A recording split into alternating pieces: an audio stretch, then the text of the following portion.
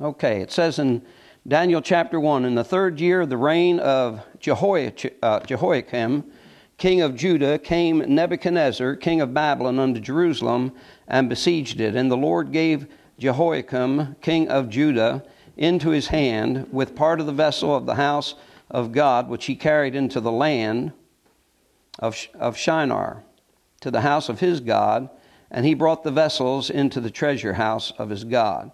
So, the first two verses, you get down to a paragraph mark.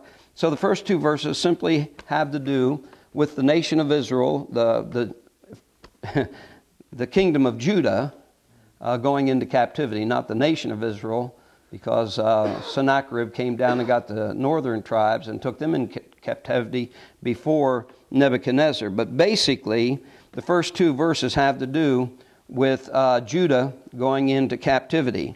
And it says, it was in the third year of the reign of Jehoiakim, king of Judah, came Nebuchadnezzar, king of Babylon, unto Jerusalem and besieged it. So you have the people going into captivity. And they go into captivity under Jehoiakim. Now take your Bible, and there's three places that we want to look at. First of all, look at 2 Kings chapter 23. 2 Kings chapter 23, because there's a couple times that someone comes up against Judah to besiege it. And in 2 Kings chapter 23, it says this in verse 36. And if you have any questions as we go along, just raise your hand and we'll try to take care of those things. 2 Kings chapter 23. And it says this in verse 36, 2 Kings 23 and verse 36. And Jehoiakim was 25 years old when he began to reign, and he reigned 11 years in Jerusalem. And his mother's name was Zebudah, the daughter of Pedaiah of Rumah. And he did that which was evil in the sight of the Lord, according to all that his fathers had done. And in his days, Nebuchadnezzar, king of Babylon, came up, and Jehoiakim became his servant 3 years. Then he returned and rebelled against him, and the Lord sent against him bands of the Chaldees, and bands of the Syrians, and bands of the Moabites, and bands of the children of Ammon, and sent them against Judah to destroy it, according to the word of the Lord, which he spake by his servants the prophets. And so you had more than just Babylon coming against Judah to besiege it. It says there, the Lord sent against, in verse 2, and the Lord sent against him bands of Chaldees, and bands of the Syrians, and bands of the Moabites, and bands of the children of Ammon, and sent them against Judah to destroy it. But Nebuchadnezzar comes against it also. Now take your Bible again and look in 2 Kings chapter 24 and verse 8. Down in verse 8 there. And Jehoiachim was 18 years old when he began to reign, and he reigned in Jerusalem 3 months.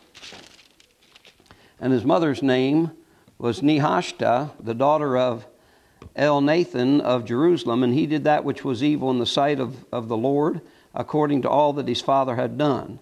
At that time the servants of Nebuchadnezzar, king of Babylon, came up against Jerusalem, and the city was besieged, and Nebuchadnezzar, king of Babylon, came against it, the city, and his servants did besiege it.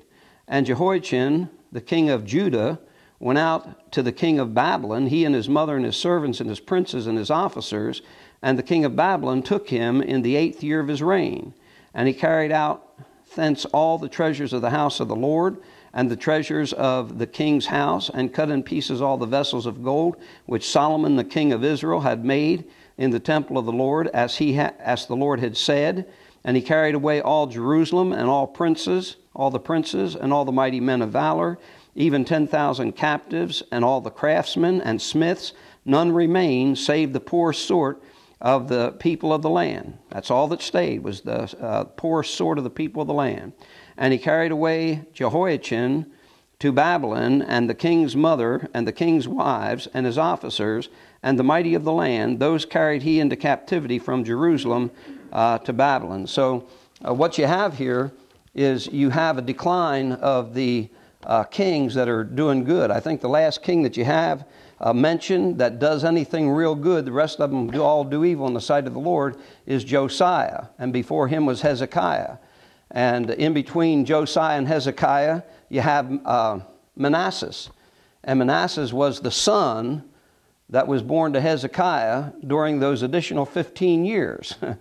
So when Hezekiah prayed and asked God to give him, extend his life, and Lord said, I'll give you 15 more years, and you read in the book of Isaiah about that, and he said, give it, do you want a sign? And Hezekiah said, yeah, give me a sign.